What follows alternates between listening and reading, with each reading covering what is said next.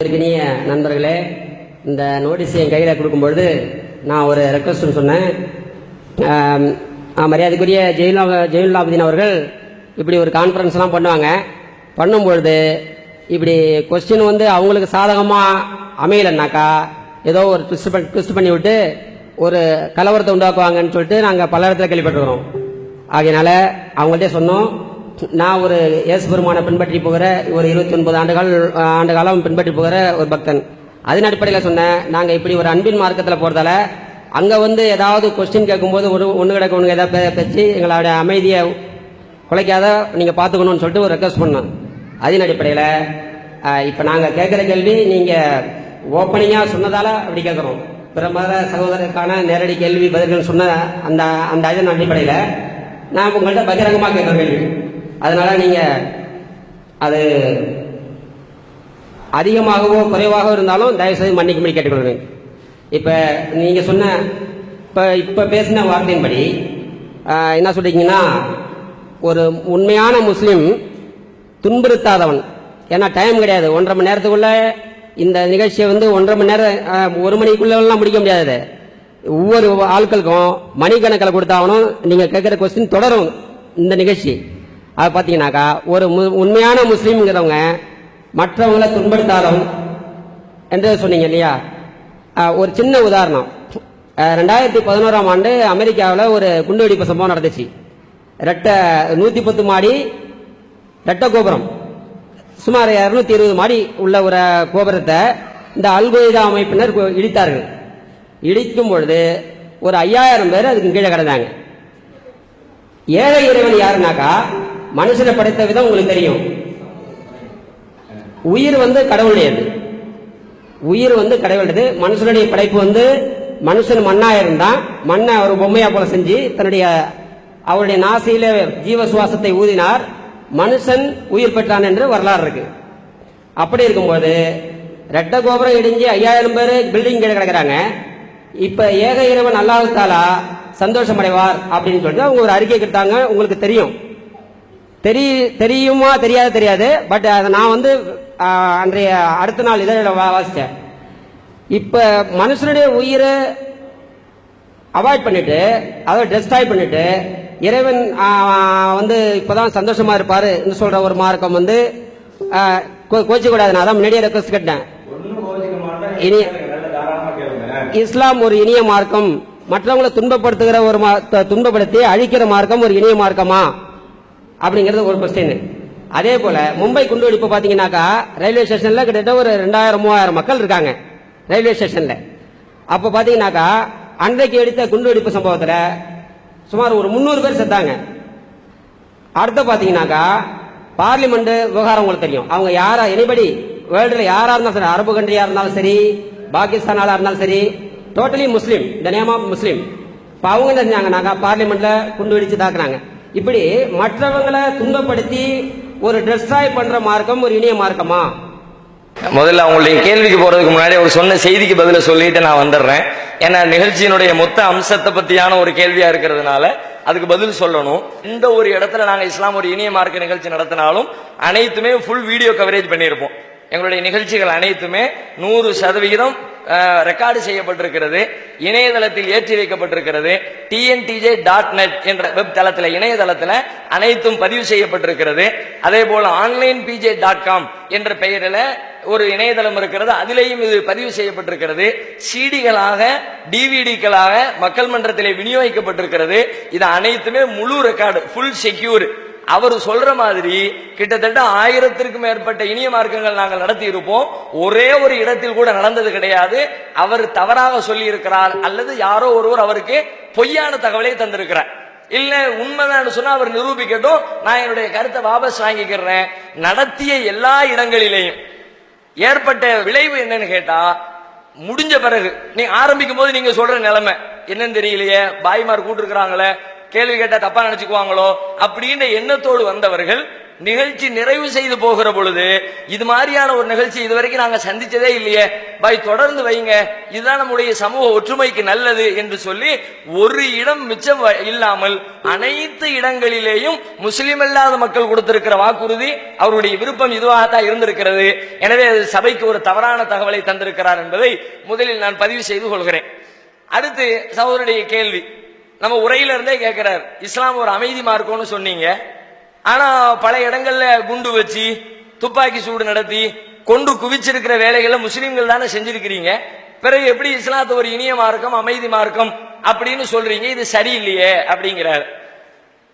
முதல்ல இஸ்லாம் மனித உயிர்களை பற்றி என்ன சொல்கிறது, இறைவனுடைய பார்வையில் அதனுடைய நிலை என்ன என்பதை தெரிந்து கொண்டு அவருடைய நடப்பு கேள்விக்கு நான் வர்றேன். இஸ்லாத்தை பொறுத்த வரைக்கும் நான் துவக்கத்திலே சொன்னதை போல மனித உயிர்கள் மீது அளப்பரிய நேசத்தை காட்டுகிற ஒரு மார்க்கம் இஸ்லாம். குர்ஆனிலே ஒரு வசனம் இருக்கிறது, மன் கத்தல நஃப்ஸன் பிகைரி நஃப்ஸின் அவ் ஃபஸாதின் ஃபில் அர்லி ஃபகஅன்னமா கத்தல நாஸ ஜமீஆ. இது குர்ஆனிலே இருக்கிற அரபி வாசகம். இதனுடைய பொருள் என்ன என்றால், ஒரு மனிதரை அநியாயமான முறையில் கொலை செய்தவர் ஒட்டுமொத்த மனிதர்களையும் கொலை செய்த குற்றத்திற்கு ஒப்பாவார். மனித உயிர்கள்ங்கிறது ரொம்ப புனிதமானது, எந்த உயிரையும் அநியாயமாக எடுக்கிற உரிமை உலகத்தில் எவனுக்கும் கிடையாது. இவ்வளவு அழுத்தம் திருத்தமா குர்ஆன் சொல்லுகிறது. நபிகள் நாயகம் அவர்களுடைய காலத்துல அவர்கள் ஆட்சி தலைவரா இருந்தாங்க, ஒரு அரசாங்கத்துடைய ஜனாதிபதியா இருந்தாங்க. அதனால பக்கத்து நாடுகள் அவர்கள் மீது படையெடுக்கும் பொழுது எதிர்கொண்டு எதிர்த்தாக்குதல் நடத்த வேண்டிய தேவை அவங்களுக்கு இருந்துச்சு. அவங்களை எதிர்த்து போரிட்டு இருக்கிறாங்க.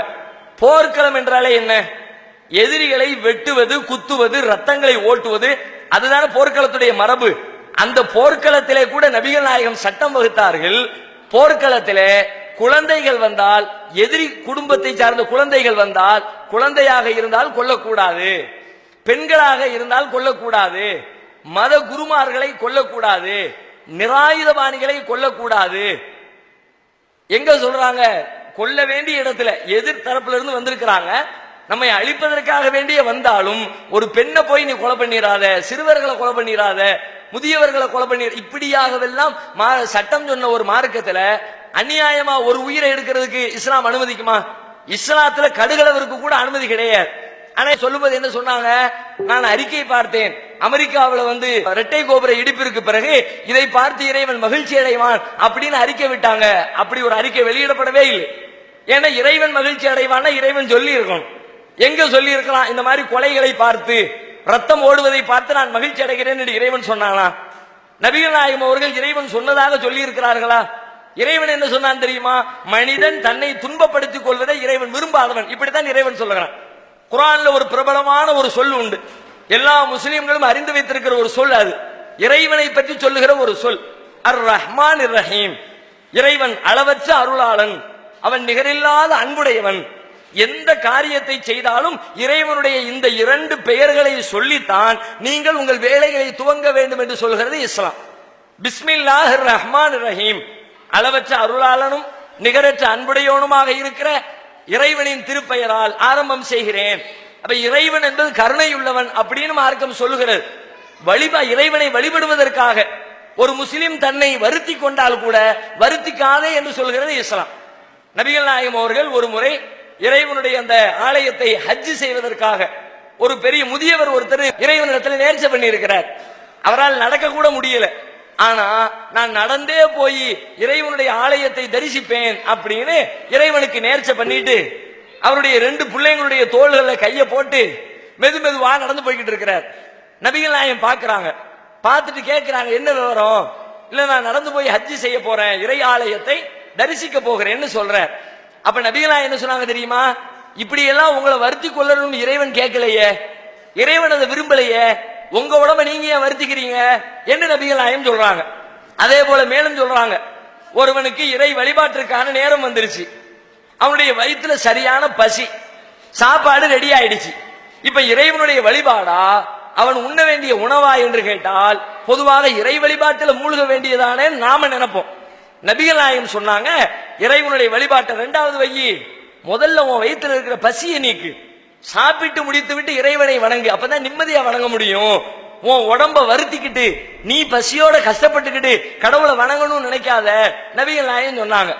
கடுமையான தூக்கத்துல ஒரு மனிதர் இருக்கிறார், கண்ணை முழிக்கவே முடியல. முதல் நாள் இரவுல கடும் வேலை செஞ்சிருக்கிறாருன்னு வச்சுக்குவோம். அதிகாலை 5 மணிக்கு எழுந்து தொழுகணும். தூக்கம் கண்ணை விட்டு மறைய மறுக்கிறது. இந்த நேரத்துல தொழுகைக்கு நேரம் வந்து விட்டால் தொழுகையா தூக்கமா என்று கேட்டால் எழ முடியாத நிலையில் இருக்கிறவர் தூங்கட்டும், தூங்கி எழுந்த பிறகு தொழுது கொள்ளட்டும். ஏன்? ரொம்ப முடியாம கஷ்டப்பட்டு நீ கடவுளை வணங்க தேவையில்லை. அப்ப கடவுளுக்கான வணக்கத்தில் கூட கடவுள் எதை பார்த்து மகிழ்ச்சி அடைகிறார்? மனிதன் தன்னை வருத்திக் கொள்வதை பார்த்து மகிழ்ச்சி அடைவது இல்லை. மனுஷன் நிம்மதியாயிரு, ரிலாக்ஸ் ஆயிரு, ஒன்னனையே வருத்திக்காத என்று சொன்ன மார்க்கத்துல அடுத்தவனை வருத்து என்று சொல்லப்பட்டிருக்குமா? அடுத்தவனை குத்து என்று சொல்லப்பட்டிருக்குமா? அடுத்த உயிர்களை பறி என்று சொல்லப்பட்டிருக்குமா? கண்டிப்பாக இஸ்லாத்தில் இதற்கு அனுமதியே இல்லை. முதல் செய்தி. ரெண்டாவது, அப்ப அவங்களுடைய கேள்வி என்ன? சரி, இஸ்லாத்துல இல்லைன்னா செஞ்சாங்க, அதுக்கு என்ன பதில்? செய்து கொண்டிருக்கிறார்களே, சில பேர் செய்கிறார்கள், நான் இல்லைன்னு மறுக்கல.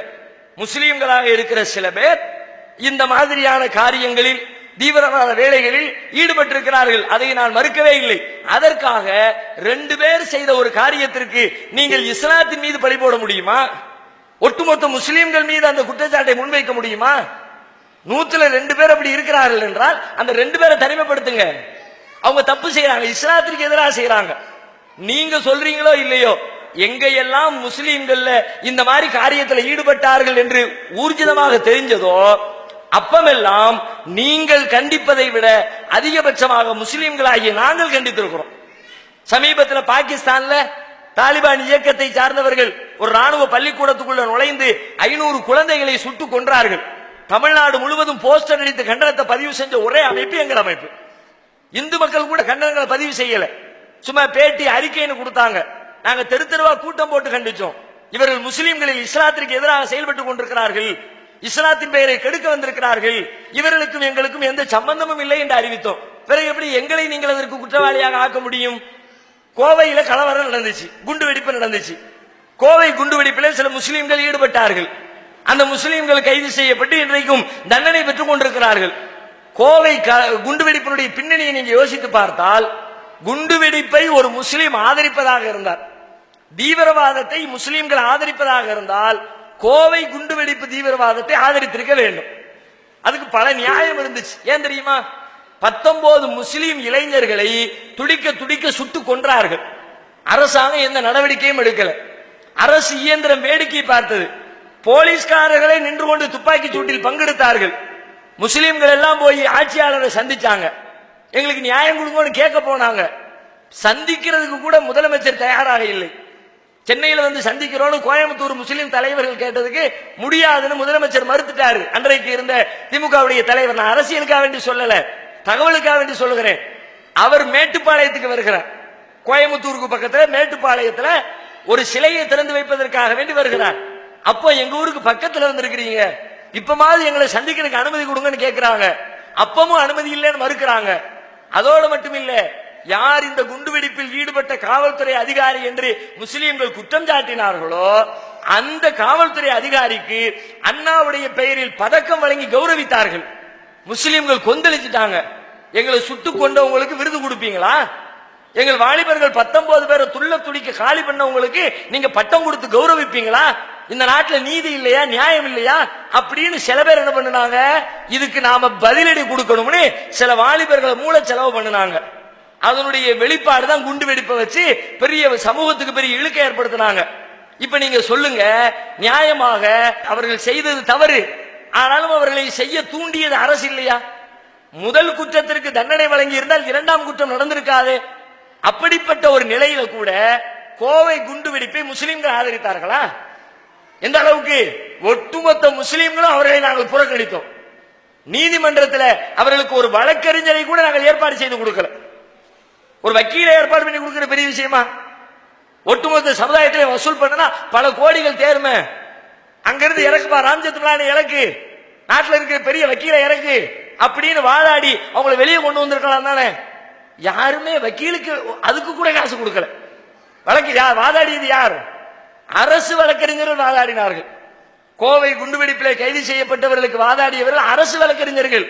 அப்ப நாங்க அந்த அளவுக்கு கூட நீ செஞ்சது தப்பு, 1000 தான் உனக்கு அநீதி இழைக்கப்பட்டிருந்தாலும் ஜனநாயக அடிப்படையில் போராடி இருக்கணும், அரசாங்கத்திற்கு மனு கொடுத்திருக்கணும், போராட்டங்கள் வழியாக கோரிக்கையை முன் வச்சிருக்கணும், அதுதான் நியாயமான முறையே தவிர குண்டு வச்சு பொதுமக்களை கொலை செய்யறது ஏற்றுக்கொள்ள முடியாது. எனவே இந்த செய்த நீங்கள் தண்டனை அனுபவிச்சே தீரணும், நாங்க யாரும் ஹெல்ப் பண்ண மாட்டோம்னு மொத்த சமுதாயமும் விலகி நின்னோம். இத போய் நீங்க எப்படி மொத்த முஸ்லீம்கள் மீது பழிய போடுவீங்க? முஸ்லீம்ல 2 பேரும் செஞ்சுட்டான், அதனால ஒட்டுமொத்த முஸ்லீமுமா? அந்த பார்வை பார்க்கிறது தப்பு. இன்னும் கூடுதலா சொல்றதா இருந்தா, இந்த கேள்வி வந்ததுனால நான் சொல்றேன், பரவலாக முஸ்லீம்கள்னாலே தீவிரவாத காரியங்களை செய்யறவங்கன்னு ஒரு தோற்றம் உண்டாயிருக்குல்ல. இப்ப அடுத்து அந்த கேள்வி தான் கேட்பாங்க, நீங்க 2 பேருங்கிறீங்க, நாட்டுல எந்த தீவிரவாதம் நடந்தாலும் எந்த குண்டுவெடிப்பு நடந்தாலும் முஸ்லீம் தானே சம்பந்தப்பட்டிருக்கிறாரு, முஸ்லீமை தானே கைது பண்றாங்க அப்படின்னு அடுத்த கேள்வி கேட்பாங்க. ஆனால் அது உண்மை கிடையாது. நடக்கின்ற அனைத்து காரியங்களின் பின்னணியிலும் முஸ்லீம்கள் இருப்பதாக மீடியாக்கள் ஒரு தோற்றத்தை உண்டாக்கி இருக்கிறார்கள். உண்மை அதுவல்ல. பல பேர் செய்துவிட்டு எங்கள் மீது பழியை போடுகிறார்கள். இது நான் ஏதோ மேடைக்கு சொல்ற தகவலா எடுத்துக்காதீங்க. ஒரு 15 வருஷ பேப்பரை எடுங்க, 15 வருஷ நீதிமன்ற ரெக்கார்டு எடுங்க, 15 வருஷ காவல்துறை எஃப்ஐஆர் எடுங்க. நாங்க எடுத்தோம், எல்லாத்தையும் ஆய்வு செய்தோம். நாட்டில் நடந்த எல்லா குண்டு வெடிப்புகளையும் ஆய்வு செய்தோம். ஆய்வு செய்ததுல நிரூபிக்கப்பட்ட நூற்றுக்கணக்கான குண்டுவெடிப்பு சம்பவங்களில் முஸ்லீம்கள் தான் செய்தார்கள் என்று நிரூபிக்கப்பட்டு தண்டனை கொடுக்கப்பட்ட வழக்கு எத்தனை தெரியுமா? 2 வழக்கு. ஒன்னு கோவையிலே நடைபெற்ற குண்டுவெடிப்பு வழக்கு, இன்னொன்று மும்பையிலே நடைபெற்ற குண்டுவெடிப்பு வழக்கு. மும்பை கோவை 2 தவிர மற்ற எதிலையும் முஸ்லீம்கள் செய்தார்கள் என்று நிரூபிக்கப்படவே இல்லை. எல்லாத்திலும் 6 மாசம் ஜெயிலில் இருப்பார். 6 மாசத்துக்கு பிறகு என்ன நடக்கும் தெரியுமா? அவருக்கு சம்பந்தம் இல்லை, ரிலீஸ் பண்ணிடுவாங்க. சாம்பிளுக்கு ஒன்னு சொல்றேன், கடந்த 2 வருஷத்துக்கு முன்னாடி மே மாதம் 16ஆம் தேதி நீதிமன்றம் ஒரு தீர்ப்பு வழங்கியது, உச்ச நீதிமன்றம். அந்த நாள் எந்த நாள் தெரியுமா? மத்திய அரசாங்கம் புதிதாக பொறுப்பேற்கிற தினம் அந்த தினம். அதனால அன்னைக்கு சுப்ரீம் கோர்ட்ல சொல்லப்பட்ட தீர்ப்பு பத்திரிகைகள் வரவே இல்லை, முழுக்க இதே கவரேஜ் பண்ணி முடிச்சுட்டாங்க. அது என்ன தீர்ப்பு? குஜராத்தில் 2002ஆம் ஆண்டு நடைபெற்ற அக்ஷர்தாம் கோவில் குண்டுவெடிப்பு சம்பந்தப்பட்ட ஒரு வழக்கு. இந்த வழக்கு கீழமை நீதிமன்றத்தில் விசாரிக்கப்பட்டுச்சு. விசாரிச்சு 6 பேருக்கு தூக்கு தண்டனை வழங்கியது கீழ் நீதிமன்றம். இந்த 6 பேர் என்ன பண்ணாங்க தெரியுமா? உயர் நீதிமன்றத்துக்கு அப்பீல் போனாங்க. உயர் நீதிமன்றம் உறுதி பண்ணுச்சு, ஆமா இந்த 6 பேரும் தூக்குல போட வேண்டியவங்க தான், உறுதி பண்ணுச்சு. அவங்க விடல, உச்ச நீதிமன்றத்துக்கு மேல்முறையீடு பண்ணினாங்க. உச்ச நீதிமன்றம் அந்த வழக்கு விசாரிச்சுட்டு இந்த 6 பேரும் அப்பாவிகள், இவர்கள் மீது புனையப்பட்ட இந்த வழக்கு இட்டுக்கட்டப்பட்ட ஒரு வழக்கு, அவர்கள் மீது வேண்டுமென்றே திட்டமிட்டு போடப்பட்டிருக்கிறது, இதிலே காவல்துறையினுடைய கைங்கரியம் இருக்கிறது என்று காவல்துறையை கண்டித்து இந்த 6 பேரையும் விடுதலை செய்தார். எப்படி விடுதலை பண்ணார் தெரியுமா? கீழ்கோர்ட்டு தூக்கு தண்டனை கொடுக்கு, ஹைகோர்ட் தூக்கு தண்டனை கொடுக்கு, உச்ச நீதிமன்றம் எப்படி ரத்து பண்ணுச்சு, அநியாயம் எப்படி சொல்லுச்சு என்று பார்த்தால் இந்த 6 பேரையும் குற்றவாளியாக சொல்வதற்கு கிடைத்திருக்கிற முக்கியமான ஒரு ஆதாரம், கோவிலுக்குள்ள 2 பேர் துப்பாக்கி தூக்கிட்டு போறாங்க, உள்ளுக்குள்ள இருக்கிற ஒரு 30க்கும் மேற்பட்ட பேரை கொலை பண்ற சுட்டு தள்ளுறாங்க. உடனே போலீஸ்காரங்க வர்றாங்க. போலீஸுக்கும் 2 பேருக்கும் இடையில துப்பாக்கி சூடு நடக்குது. 2 பேருடைய உடம்புலையும் துப்பாக்கியால சல்லடையா துளைக்கப்படுகிறார்கள். அந்த இடத்திலே 2 பேரும் காலி. ஒருத்தருடைய உடம்புல 63 குண்டு பாய்ந்திருக்கிறது, இன்னொருத்தருடைய உடம்புல 46 குண்டு பாய்ந்திருக்கிறது. ஒரு உடம்புல 63 குண்டு பாய்ஞ்சா எப்படி இருக்கும்? மொத்த உடம்புமே ரத்தமாக மாறிச்சு. 46 குண்டு வெடிச்சவருடைய உடம்பு அப்படித்தான். பொரிக்கிறதுக்கு மீனை மசாலா தடவி வச்சிருப்போமே, அந்த மாதிரி மொத்த உடம்பும் ரத்த சகதியா இருக்கிறது. அப்படிப்பட்டவர்களிடமிருந்து 2 கடிதங்களை காவல்துறை கைப்பற்றுகிறது. அவன் சட்டப்பையில ஒரு கடிதம். அந்த கடிதம் என்ன சொல்லுது? இந்த 6 பேர் குற்றவாளியாக சொல்லப்பட்டாங்களே, இந்த 6 பேரு 2 பேருக்கு எழுதின கடிதம். நீங்க இங்க வரணும், அக்ஷர்தாம் கோவிலுக்குள்ள ஒரு நாள் துப்பாக்கி சூடு நடத்தணும், இங்குள்ள பக்தர்களை கொலை பண்ணணும் அப்படின்னு 6 பேர் கையெழுத்து போட்டு அனுப்பின லெட்டர் அவங்க சட்டப்பையில இருக்கு. இதை வச்சுக்கிட்டு தான் கீழ் கோர்ட்டு தூக்கு சொல்லுச்சு, உயர் நீதிமன்றம் தூக்கு தண்டனை சொல்லுச்சு. இப்போ உச்ச நீதிமன்றம் கேள்வி கேட்குது, 2 கேள்வி. ஒன்னு, துப்பாக்கி சூடு நடத்த வரக்கூடிய ஒருத்தன் அவனுக்கு எழுதின கடிதத்தை பத்திரமா எடுத்து வச்சுக்கிட்டு பையில வச்சுக்கிட்டு தான் செத்துட்டான், தான் அதை வச்சுக்கிட்டு இவர்களை குற்றவாளிகளை பிடிக்கட்டும்னு சொல்லிட்டு வருவானா? முதல்ல சட்டப்பைக்குள்ள எடுத்து வச்சுக்கிட்டு வருவானா? வரமாட்டான். ஒண்ணு. 2வது, 63 குண்டு பாஞ்சுத உடம்பெல்லாம் ரத்தமாச்ச, நீங்கள் கொண்டு வந்து காட்டிய கடிதத்துல ஒரு துளி கூட ரத்தம் இல்லையே, எப்படி? சட்ட பையில இருந்து எடுக்கிறாங்க, ஒரு துளி ரத்தம் இல்ல. அதை வச்சு நீதிபதி கேட்கிறாரு, இது செட்டப் இந்த கடிதம். அவங்கள சுட்டு கொண்ட பிறகு போலீஸ்காரங்க நீங்க எழுதி அங்கிருந்து கிடைச்சிச்சுன்னு பொய் சொல்லி இருக்கிறீங்க. 6 பேரும் அப்பாவின்னு ரிலீஸ் பண்ணார். இப்படி வழக்கு, அனைத்து வழக்குகளும், கோவை குண்டுவெடிப்பு, மும்பை குண்டுவெடிப்பு 2ஐ தவிர அனைத்து வழக்கிலையும் முஸ்லீம் நிரபராதி என்று தீர்ப்பளிக்கப்பட்டான். நீங்க என்ன முஸ்லீம் குற்றவாளி, முஸ்லீம் தீவிரவாதிங்கிறீங்க? இதை விளக்குவதற்காகவே நாங்கள் ஒரு நூல் எழுதியிருக்கிறோம். எங்கள் அமைப்பின் சார்பில் வெளியிடப்பட்டிருக்கிறது முஸ்லீம் தீவிரவாதி என்ற பெயர். புத்தக டைட்டிலே அதான். புக் இருக்குதா? இருந்தா சகோதரருக்கு ஒரு புத்தகம் கொடுங்க. டைட்டிலே முஸ்லீம் தீவிரவாதி தான். எப்படி எல்லாம் முஸ்லீம்கள் மேல பழிய போட்டீங்க, எப்படி எல்லாம் தீவிரவாத பட்டத்தை சுமத்தி இருக்கிறீங்க, விழாவாரியாக பல்வேறு வரலாறுகளை, நீதிமன்ற தீர்ப்புகளை எடுத்து சொல்லி அதை நாங்கள் விளக்கி இருக்கிறோம். நீங்கள் எடுத்து படித்து பாருங்கள். அப்போ மற்றவர்கள் செய்துவிட்டு முஸ்லீம்கள் மீது பழி போடுகிற காரியம் தான் பிரதானமான வேலையாக நடந்திருக்கிறதே தவிர முஸ்லீம்கள் செய்தது இல்லை. ஒண்ணு. அடுத்து கேட்பாங்க, அப்போ நாடாளுமன்ற தாக்குதல், அதுல அப்சல் குரு தூக்குல போடப்பட்டார, நாடாளுமன்றத்தில் குண்டு வச்சதா சொன்னார். குண்டு வைக்கல, நாடாளுமன்றத்தில் துப்பாக்கி சூடு. அதுல அப்சல் குரு தூக்கு கொடுத்தாங்க. அந்த தூக்கு நியாயமானது நீங்க சொல்வீங்களா? தூக்கிற்கு வழங்கப்பட்ட தீர்ப்பு இருக்குல்ல, அந்த நீதிபதி தீர்ப்புல என்ன எழுதியிருக்காரு தெரியுமா? நீதிபதி சொல்லுகிறார், இவர் தீவிரவாத அமைப்பை சார்ந்தவர் என்பதற்கு ஆதாரம் இல்லை, தீவிரவாத சதித்திட்டங்களில் ஈடுபட்டார், ஆதாரம் இல்லை, தீவிரவாத வேலையை செய்தார், அதற்கும் ஆதாரம் இல்லை. ஆனாலும் மக்களுடைய கூட்டு மனசாட்சியை திருப்திப்படுத்துவதற்காக இவருக்கு நான் தூக்கு தண்டனை விதிக்கிறேன்.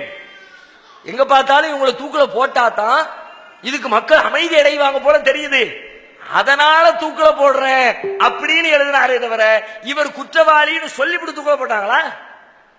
உலகத்திலேயே குற்றம் செய்யலன்னு சொல்லிவிட்டு தூக்கு தண்டனை வழங்கப்பட்ட ஒரே ஆள் அப்சல் குரு.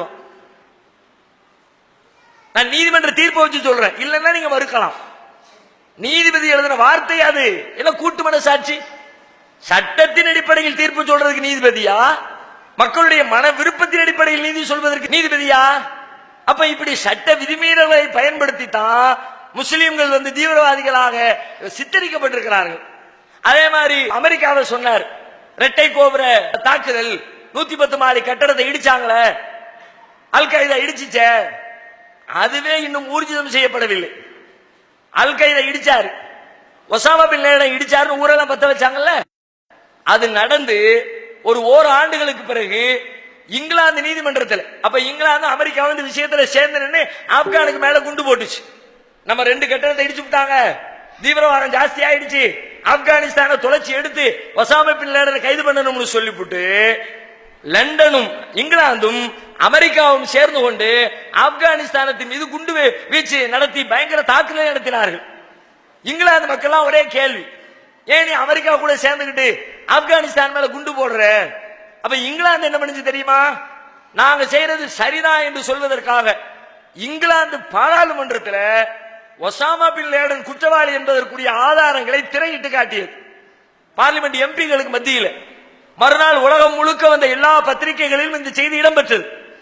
அதுல ஒசாமா பின் லேடன் வச்சாருன்றதுக்கு ஆதாரம்னு போட்டாங்கல்ல. என்ன ஆதாரம்? அவர் எங்க பிறந்தாரு, எந்த ஸ்கூல்ல படிச்சாரு, என்ன கார் ஓட்டுனாரு, என்ன விரும்பி சாப்பிடுவாரு, எவ்வளவு நீள தாடி வச்சிருந்தாரு, டெய்லி எத்தனை தடவை தொழுவாரு, எல்லாத்தையும் போட்டு படத்தை முடிச்சுட்டாங்க. மறுநாள் இன்டர்நேஷனல் பத்திரிகைகள் காரி துப்புச்சு. அவர் குற்றம் செஞ்சதுக்கு ஆதாரத்தை கேட்டா அவர் இட்லி சாப்பிடுவாரா தோசை சாப்பிடுவாரான்னு சொல்லிவிட்டு அவருடைய சொந்த விருப்பத்தை எல்லாம் எழுதியிருக்கிறீங்களே என்று கேட்டார்கள். ஒரு ஆதாரமும் இல்லை. ஒசாமா பின் லேடன் இடித்தார் என்பதற்கு நீதிமன்றத்திலே தாக்கல் செய்யப்பட்ட ஆதாரம் உண்டா? ஆப்கானிஸ்தான் என்ன சொல்லிச்சு தெரியுமா?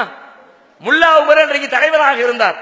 அவர் சொன்னாரு, ஒசாமா பின் லேடனை நாங்கள் ஒப்படைக்க தயார், அவர்தான் குற்றம் செய்தார் என்பதற்குரிய ஆதாரத்தை தாங்க. அமெரிக்கா கொடுத்துச்சா? இந்த இருக்கு ஆதாரம்னு சொன்னாங்களா? இல்ல. இன்னும் சொல்ல போனா அது யூதர்கள் செய்திருக்கிற ஒரு சதி என்பதற்கு அன்றைக்கே பல ஆய்வுகள் வெளிவந்தது.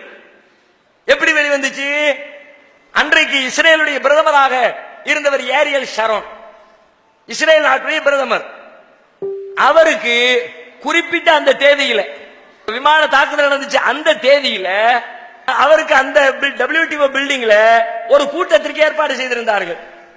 சரியாக 15 நாட்களுக்கு முன்னால் கூட்டம் ரத்து செய்யப்படுகிறது. எப்படிப்பா தாக்குதலுக்கு 15 நாளைக்கு முன்னாடி கரெக்டா ரத்து பண்ணுனீங்க? கேள்விக்கு பதில் இல்லை. ஒண்ணு. இரண்டாவது, அந்த கட்டிடத்தில் 4000 யூதர்கள் வேலை செய்து கொண்டிருக்கிறார்கள். குறிப்பிட்ட அந்த தேதியில ஒரே ஒரு யூதர் கூட வேலைக்கு வரவில்லை. ஒருத்தர் கூட வராம இருப்பாரு. ஒரு 10 பேர் வராம இருக்கலாம், 100 பேர் வராம இருக்கலாம். 4000 யூதர்கள் ஒருத்தர் கூட வரல. சந்தேகத்தை ஏற்படுத்துதா இல்லையா? சரி, குண்டு வெடிப்பு நடந்து முடிஞ்சிச்சு. முடிஞ்ச பிறகு அந்த துகள்கள் நாடு முழுக்க, அந்த ஏரியா முழுக்க பல அடிகளுக்கு அப்படியே உறைஞ்சு கிடந்துச்சு. குண்டு வெடிப்பினுடைய துப்பு துளக்கிறதுல மெட்டீரியல் ரொம்ப ரொம்ப முக்கியம். எப்படி இடிச்சாங்க, எதை வச்சு குண்டு தயார் பண்ணாங்க, எப்படி வெடிச்சிருக்குன்றத வச்சு முடிவெடுப்பாங்க. அவசரமாக ஒரு வாரத்துக்குள்ள மொத்த துகள்களையும் கலெக்ட் பண்ணி கடல்ல கொண்டிருப்பேன் கொட்டிடுச்சு அமெரிக்க கவர்மெண்ட். அன்னைக்கே அதிகாரிகள் கேட்டார்கள், எதிர்கட்சியினர் கேட்டார்கள், ஏன் இவ்வளவு அவசரம்? அதை எடுத்து சேஃப்டி பண்ண வேண்டியதானே? ஆய்வு செய்யக்கூடிய அதிகாரிகளுடைய கைகளில் கொடுக்க வேண்டியதானே? நீங்க எதுக்கு தேவையில்லாம கொண்டு போய் கடல்ல கொட்டுனீங்க? அதுக்கு பதில் இல்லை. இப்படி ஏராளமான கேள்விகள் மிச்சம் இருக்கிற நிலையில சொன்ன பொய்யையே திரும்ப திரும்ப சொல்லிக்கிட்டு, கோயப்பல்ச தத்துவம்னு சொல்லுவாங்களே, திரும்ப திரும்ப சொன்னா உண்மையா? இன்னைக்கு அப்படிதான் நிலைமை இருக்கு. அவர் இடிச்சாரு, ஒசாமா பின் லேடன் இடிச்சாரு. ஒசாமா பின் லேடனுக்கு நாங்க வக்காலத்து வாங்க தேவையில்லை. அவர் இடிச்சாரு சொல்லிட்டு போறோம். தாலிபான்கள் 500 பிள்ளைங்களை கொலை பண்ணுனாங்க, நாங்க சொல்லத்தானே செய்யறோம். கோவை கலவரத்தில் குண்டுவெடிப்பில் சம்பந்தப்பட்ட முஸ்லிம்கள் ஒத்துக்கிறதானே செய்யறோம். அதுல ஒண்ணு எங்களுக்கு வெக்கம் கிடையாது. அதுல நாங்களே ஒத்துக்கலையே, நாங்க ஆதரிச்சா தான் வெக்கப்படணும். நாங்க எதுக்குறோம்? ஒசாமா பின் லேடனுக்கு எங்களுக்கு எந்த சம்பந்தமும் இல்லை.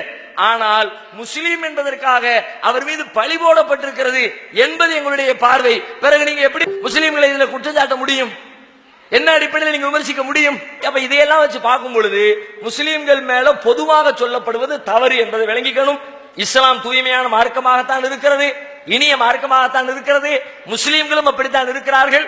ஒரு சில பேர் தவறு செய்கிறார்கள். அந்த தவறு செய்கிறவர்களை முஸ்லீம்களாகிய நாங்களே வெறுத்து கொண்டுதான் இருக்கிறோம். சரி, முஸ்லீம் முஸ்லீம் சண்டை போட்டுக்கிறிய, சரியா? அதனால என்ன? ஒரு இந்து தான் சண்டை போட்டுக்கிறாரு, ஒரு கிறிஸ்தவரும் தான் சண்டை போட்டுக்கிறாரு. உலகத்துல அதிகமாக ரத்தத்தை ஓட்டிய ஒரு மதம் எது தெரியுமா? நீங்க சாதாரணமா கேட்டா முஸ்லீம் தான் சொல்லுவீங்க. வரலாற்றுப்படி சொல்லுங்க, இன்னைக்கு உள்ள நிகழ்வுபடி சொல்லுங்க. உலகத்துல அதிகம் கொலைகள் செய்து மனித ரத்தத்தை ஓட்டி, நம்ம மதத்தின் மேல அந்த பழிய போடல, கேள்வி அப்படி இருந்ததுனால நான் பதில் அப்படி சொல்றேன். அந்த மதம் அதற்கு பொறுப்பாகாது. ஒரு மதத்துல உள்ள ஒரு காரியத்தை செஞ்சதுக்காக அந்த மதமே அதை செய்ய சொல்லுகிறது நான் சொல்ல மாட்டேன். கேள்விக்காக நான் அந்த வார்த்தையை பயன்படுத்தினேன். உலகத்துல அதிகமாக ரத்தத்தை ஓட்டிய மதத்தவர் யாருன்னு பார்த்தா உலகத்திலே கிறிஸ்தவர்கள் தான். அவர்களுக்கு இணையாக மக்கள் ரத்தத்தை ஓட்டிய ஒரு சமூகம் உலகத்தில் கிடையவே கிடையாது. கிட்டத்தட்ட நம்ம ரொம்ப லேட்டஸ்ட் வரலாறு சொல்றேன். நாடு சுதந்திரம் அடைந்தது எப்பொழுது? 1947. 1950, 55 வரைக்கும் பல நாடுகளுக்கு சுதந்திர போராட்டம் நடந்து எல்லாரும் ஜெயிச்சு வெளியே வந்தாங்க. இலங்கை சுதந்திர போராட்டம் நடந்துச்சு, மலேசியால நடந்துச்சு, பாலஸ்தீனத்தில் நடந்துச்சு, சிங்கப்பூர்ல நடந்துச்சு. கிட்டத்தட்ட 55 நாடுகள். இந்த 55 நாடுகளையும் பிடித்தது யார்? எப்படி பிடித்தார்கள்? அவர்களோடு என்ன உறவை வைத்திருந்தார்கள்? எல்லாம் போர் தானே. ஒரு நாட்டுக்குள்ள அத்துமீறி நுழைஞ்சி 55, இப்ப காமன்வெல்த் நாடுகள் சொல்றோம்ல, அது காமன்வெல்த் ஏற்கனவே பிரிட்டிஷ்காரங்கிட்ட அடிமையா இருந்த 55 நாடுன்னு அர்த்தம். ஆனா நம்ம நாட்டுக்கு வெக்கம் இல்லையான்னு தெரியல. நாங்கெல்லாம் ஒரு அடிமை கூட்டம் சொல்றதுக்கு மீண்டும் இந்த காமன்வெல்த் வச்சுக்கிட்டே இருக்கிறோம். நான் தான் சுதந்திரம் ஆயிட்டேன்ல, உனக்கு எனக்கு சம்மந்தம் இல்லைன்னு சொல்ல வேண்டியதானே. இன்னைக்கும் அந்த 55 நாடுகளுடைய கூட்டமைப்பை இங்கிலாந்து நிர்வாகம் பண்ணுகிறது. இங்கிலாந்திலே அன்றைக்கு இருந்து இன்றைக்கு வரைக்கும் இருப்பவர்கள் யார்? போர் செய்தவர்கள் யார்? ஜப்பான்ல குண்டு போட்டது யார்? வியட்நாம் தாக்குனது யார்? கொலிவியாவில் அடிச்சது யார்? இது மாதிரி வரிசையா அடிக்கிட்டே போகலாம். ரத்த ஓட்டுதல் சாமானியமான ரத்த ஓட்டுதல் இல்லை. அடுத்த நாட்டுக்குள்ள புகுந்து அடிச்சு கொலை பண்ணிட்டு இருக்கிற சொத்துக்களை எல்லாம் அள்ளிக்கிட்டு ஓடினார்கள். நம்ம நாட்டு மக்கள் பல 100 ஆண்டுகளாக எத்தனையோ பேர் நம்ம நாட்டை ஆட்சி செஞ்சிருக்கிறாங்க. வெளிநாட்டில இருந்து வந்து இங்க மன்னர்களா மாறி இருக்கிறாங்க. ஆனா ஆங்கிலேயர்களை 200 வருஷத்துக்கு மேல வைக்காம விரட்டி விட்டாங்க. மற்றவனை எல்லாம் பல வருஷத்துக்கு தாக்கு பிடிச்ச நம்ம நாடு பிரிட்டிஷ்காரனுக்கு 200 வருஷத்துல விரட்டி விட்டுச்சு. எப்படி விரட்டுச்சு?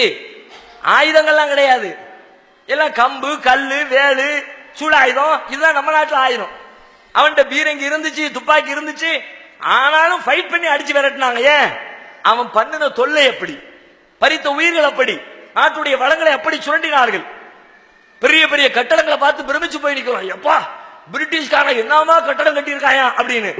அதை கட்டுவதற்காக எத்தனை மனித ரத்தங்கள் இங்க சிந்தப்பட்டிருக்கிறது, எவ்வளவு உழைப்பு சுரண்டப்பட்டிருக்கிறது, அதை பத்தி யோசிச்சோமா? அதனால ரெண்டு பேரும், ஒரு சமூகத்தை சார்ந்த ரெண்டு பேரும் அடிச்சுக்கிட்டதுனால சமூகம் தப்புன்னு சொல்ல முடியாது, அந்த மதம் தப்புன்னு சொல்ல முடியாது. கிறிஸ்தவ மார்க்கத்திலேயே ரெண்டு பேர் ஒருவருக்கு ஒருவர் அடித்துக் கொள்கிறார்கள். ஏன் புரொட்டஸ்டன்ட்டுக்கும் கத்தோலிக்கர்களுக்கு இடையில் நடந்து முடிஞ்ச சண்டைகள் தெரியாதா? அதை வச்சு என்ன சொல்ல வர்றீங்க? ஐரோப்பாவில் இருண்ட காலத்திலிருந்து மக்கள் வெளிவந்து ஆன்மீக புரட்சி ஏற்படுத்தினாங்க, அதுக்கு என்ன சொல்ல வர்றீங்க? மதத்துக்கு ஜீசஸுக்கு கொடுக்க வேண்டியது ஜீசஸுக்கு கொடு, சீசருக்கு கொடுக்க வேண்டியது சீசருக்கு கொடு அப்படின்னு சண்டை போட்டு வெளியே வந்தாங்களே, அதுக்கு என்ன சொல்ல வர்றீங்க? அதை வைத்துக் கொண்டு ஒரு சமூகத்திற்கு ஜட்ஜ்மெண்ட் பண்ணாதீங்க. சமூக ஜட்ஜ்மெண்ட் என்பது ஒட்டுமொத்த சமூகமும் எதை ஆதரிக்கிறதோ அதற்கு தான் சமூகத்திற்கு அந்த பட்டத்தை வழங்க வேண்டுமே தவிர ஒன்று ரெண்டு பேர் செய்வதை வைத்துக் கொண்டு அந்த பெயரை வழங்குவது ஏற்புடையது அல்ல என்பதை புரிந்து. என் பேர் வீரபாண்டியன். எனக்கு என்ன டவுட்னா, இப்போ உலகத்தில் எல்லா ஜாதிக்காரங்க இருக்காங்க, மதம் எல்லாம் இருக்கு, முஸ்லீமை மட்டும்தான் தீவிரவாதி அப்படி இப்படின்னு சொல்றாங்க. அது திரைப்படத்திலும் வருது, எல்லாமே செய்யறாங்க. அது எதனால என்னன்னு நீங்க தான் சொல்லணும். எனக்கு டவுட் இருக்குது, ரொம்ப நாளா இருக்கு கேட்கணும்னு, அதனாலதான் வேற ஒன்றும் இல்லை சார், டவுட். சகோதரர் வீரபாண்டியன் முதல்ல சொன்ன கேள்வியினுடைய தொடர்ச்சியாகவே கேட்கிறாங்க. நாட்டில் உலகத்தில் எவ்வளவோ மதத்தவங்க இருக்கிறாங்க, ஆனா உங்களை மட்டுமே டார்கெட் வச்சு சொல்ல வேண்டிய தேவை என்ன, காரணம் என்ன, அந்த சந்தேகத்தை நிவர்த்தி பண்ணுங்கிறாங்க. அதுக்கு ஒரு நியாயமான காரணம் இருக்கிறது. என்ன காரணம்னு கேட்டா, குறிப்பாக இஸ்லாமிய மார்க்கம் என்பது இதனை வளர்ப்பதற்காக, இதனுடைய கோட்பாடுகளை மக்களிடத்தில் கொண்டு போய் சேர்த்து இஸ்லாத்தின்பால் மக்களை கொண்டு வந்து சேர்ப்பதற்காக உலகம் முழுவதையும் கட்டுப்படுத்துகிற ஒரு தலைமை என்று ஒன்று கிடையாது. இதுக்குன்னு ஒரு ஆர்கனைஸ்டு கிடையாது, அங்கங்க சின்ன சின்னதா பண்ணுவாங்க. இதற்காக ஒரு பெரிய அளவுல பொருளாதாரத்தில் செலவு பண்றதுக்கும் முஸ்லீம் நாடுகள்லயும் ஆள் இல்லை. இப்ப கிறிஸ்தவ மதத்தை எடுத்துக்கிட்டீங்கன்னா, கிறிஸ்தவ நாடுகள் அவங்களுக்கு கொடுக்கறாங்க, அரசாங்கமே அதை வெளியிட்டு இருக்கிறது. 1600 கோடி ஒரு வருஷத்துக்கு வெளிநாட்டில இருந்து கிறிஸ்தவ மிஷனரிகளுக்காக வருகிறதுன்னு போன வருஷம் அரசாங்கம் அறிக்கை வெளியிட்டுச்சு. அப்ப இந்த மாதிரி செய்யறதுக்கு முஸ்லீம் நாடுகள் யாரும் தயாரா இல்லை. அப்படியே கொடுத்தாலும் எதுக்கு கொடுப்பாங்க தெரியுமா? பள்ளிவாசல் கட்டுறதுக்கு கொடுப்பான், வேற ஒண்ணுக்கும் கொடுக்க மாட்டான் முஸ்லீம்கள். அப்ப இந்த மாதிரி இஸ்லாத்தை வளர்ப்பதற்காக, அதனுடைய கொள்கையை மக்களிடத்தில் கொண்டு போய் சேர்ப்பதற்காக ஒரு திட்டமிட்ட ஒரு அமைப்பு எதுவுமே இல்லை. உலக அளவில் வளர்ந்து வருகிற மார்க்கத்தில், மதத்தில் முதலிடத்தில் இஸ்லாம் இருக்கிறது. இது நான் சொல்ற ஸ்டேட்மெண்ட் அல்ல. 2 வருஷத்துக்கு முன்னாடி நபிகள் நாயகத்தை பற்றி இழிவுபடுத்தி ஒரு திரைப்படம் ஒன்று எடுத்தாங்க. அதுக்காக வேண்டி உலகம் முழுவதிலேயும் கண்டனங்கள் பதிவு செய்யப்பட்டுச்சு. அப்போ கத்தோலிக்க திருச்சபையினுடைய தலைவராக இருக்கிற பிஷப் அவருடைய அதிகாரப்பூர்வமான இணையதளத்தில் ஒரு அறிக்கையை வெளியிட்டிருக்கிறார். உலகம் முழுவதிலும் மதமாற்றங்கள் எப்படி நடந்து கொண்டிருக்கிறது, அதனுடைய ரேஷியோவை போட்டுட்டு அவர் சொல்றாரு, கிறிஸ்தவர்களை விட முஸ்லிம்கள் 2% அதிகமாக, 19% கிறிஸ்தவர்கள் கிறிஸ்தவத்தை நோக்கி வருகிறார்கள், 21% இஸ்லாத்தை நோக்கி போகிறார்கள். கிறிஸ்தவர்கள் இன்னும் வேலை செய்யணும், இன்னும் கொஞ்சம் அதிகமா வேலை பார்க்கணும்னு சொல்லிவிட்டு அவர் தன்னுடைய அதிகாரப்பூர்வமான இணையதளத்தில் வெளியிட்டு இருந்தார். அப்ப உலகம் முழுவதிலும் இதுதான் நிலைமை. இதை பார்க்கும் பொழுது மத தலைமையை வைத்து சம்பாதித்துக் கொண்டிருக்கிறவர்கள் இருக்கிறாங்கல்ல, மத பீடங்களை, பொதுமக்களை சொல்ல, கிறிஸ்தவத்திலையும் பொதுமக்கள் இருக்கிறாங்க, இந்து மதத்துல பொதுமக்கள் இருக்கிறாங்க, 90% பொதுமக்கள் தான். நாம எல்லாருமே அந்நியோன்யமா இருக்கிறோம். உங்களுக்கு எனக்கும் இடையில எந்த பகையும் இல்லை. ஊர்ல இருக்கிறோம், என்ன பஞ்சாயத்து ஓடுது, ஒரு பஞ்சாயத்தும் இல்லை. ஆனால் மதத்தை கருவியாக வைத்து அமைப்பு நடத்துகிறவர்கள், மதத்தை கருவியாக வைத்து பணம் சம்பாதிக்கிறவர்கள், மதத்தை கருவியாக வைத்து அதனுடைய உயர்ந்த பீடங்களில் அமர்ந்திருக்கிறவர்கள், அவர்களுக்கு இது எரிச்சலை தருது. ஒருத்தன் இஸ்லாத்துல போறான்னா எங்க இருந்து போறான்? இங்க இருந்தானே போறான். 1000 பேர் இருக்குது, 500 முஸ்லீம் இருக்கிறான். இன்னைக்கு 501 முஸ்லீம் ஆயிட்டான்னா இங்க 999 ஆயிடுச்சுல. இப்படி குறைய குறைய குறைய அவனுக்கு தாங்க முடியல. நம்முடைய அதிகாரம் சுருங்குது, ஏதாவது ஒரு வேலையை பார்க்கணும், முஸ்லீம்கள் இஸ்லாத்தினுடைய வளர்ச்சியை தடுக்கணும். எப்படி தடுக்கலாம்? ஏதாவது ஒரு சதி பண்ணி தடுப்போம். இந்த மாதிரி ஒரு பிரச்சாரத்தை விடுவோம், இஸ்லாத்தை நோக்கி வர்றவங்களுடைய எண்ணிக்கை குறையும், வேணாம் தீவிரவாதி என்னமாவது பண்ணி விடுவாங்க இப்பவுமே பாருங்க, சகோதரர் கேட்டார், நான் வர்றதுக்கு முன்னாடியே கேட்டேன், எனக்கு சேஃப்டி இருக்குமான்னு கேட்டேன். இது வேணா அந்த பிரச்சாரத்துடைய பின்னணி தானே. ஒரு அரங்கத்துக்கு வர்றதுக்கே சேஃப்டியான ஒருத்தர் யோசிக்கிறார்னா மதத்துக்கு வர்றதுக்கு எவ்வளவு யோசிப்பாரு. இந்த எண்ணம் ஏற்படணும்ன்றதுக்காக வேண்டி மத தலைவர்கள் செய்திருக்கிற ஏற்பாடு இது. அதனால் இந்த வேலையை செய்து கொண்டிருக்கிறார். ஹாய் ஃப்ரெண்ட்ஸ், இந்த வீடியோ உங்களுக்கு பிடிச்சிருந்தா லைக் பண்ணுங்கள், ஷேர் பண்ணுங்கள், ஆன்லைன் பிஏ சப்ஸ்கிரைப் பண்ணுங்கள். தேங்க்யூ.